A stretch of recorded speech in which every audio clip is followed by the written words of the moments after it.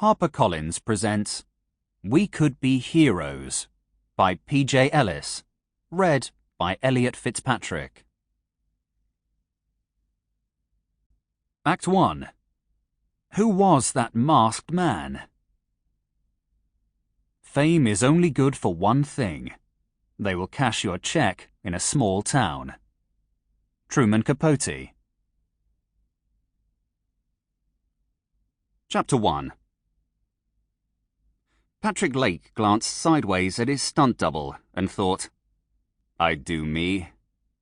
Okay, maybe that was an inherently weird idea to have about somebody decked out to look exactly like you, and it was surely not the kind of thing that Captain Kismet, everybody's favourite superhero, said to himself between takes. But it had been a long day.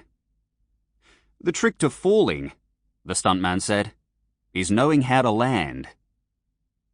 Corey's words, however sage, were not for Patrick's benefit.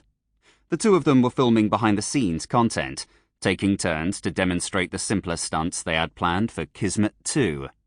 Footage of the pair in their matching costumes would then be cut into polished 30-second videos and used to advertise the movie on social media later in the year.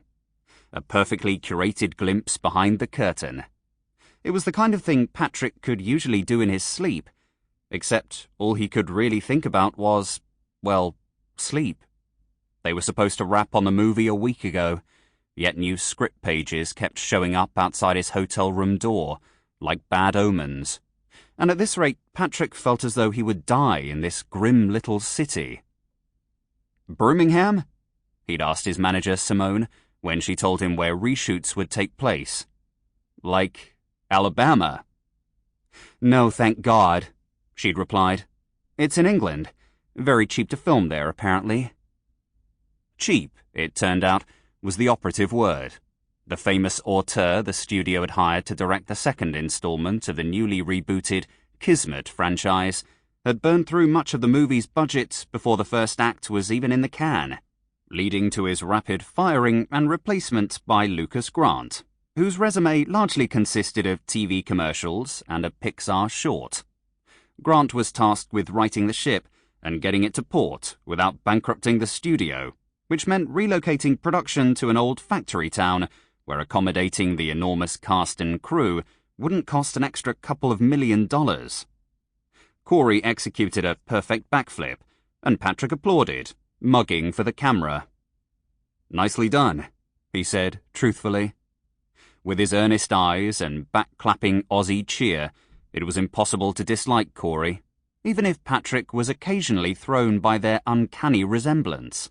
Same sandy hair, same muscular build, even something of a likeness in the jaw. It took some getting used to. Patrick's stand-in for the first movie had been a slightly terrifying former MMA fighter in a blonde wig. You got what you need? Patrick asked the videographer, who gave him a thumbs up. Great. Nice work, Corey. Thanks, everyone. He began walking out of the soundstage warehouse, back to his trailer. A shower, and then a nap, he thought. A nap would fix everything. Hey, buddy! Hector Ramirez greeted him as he entered. He was doing sit-ups between the sofa and the coffee table. Patrick was almost always pleased to see his trainer, but right now he felt a lot like a kid who'd walked into class having forgotten to prepare for an impending exam. Hey, Hector, he replied. Did we have another session today? They'd seen each other that morning, when they'd hit chest and back. The first time Hector had put Patrick through one of his workouts, prior to the first Kismet movie, he'd spent the entire next day feeling like he was recovering from minor surgery. Now it was, well, not easy, exactly, but he gained real satisfaction from pushing his body and seeing how much stronger he could make it. Not that he was in the mood for pushing right now. Nah. Hector completed his final rep and immediately launched into a set of air squats. I was just around, he added, barely short of breath. Just around? Patrick eyed him suspiciously, and wondering if a certain leading lady might also be just around. Hector simply continued his rhythmic ascent. Sample complete. Ready to continue?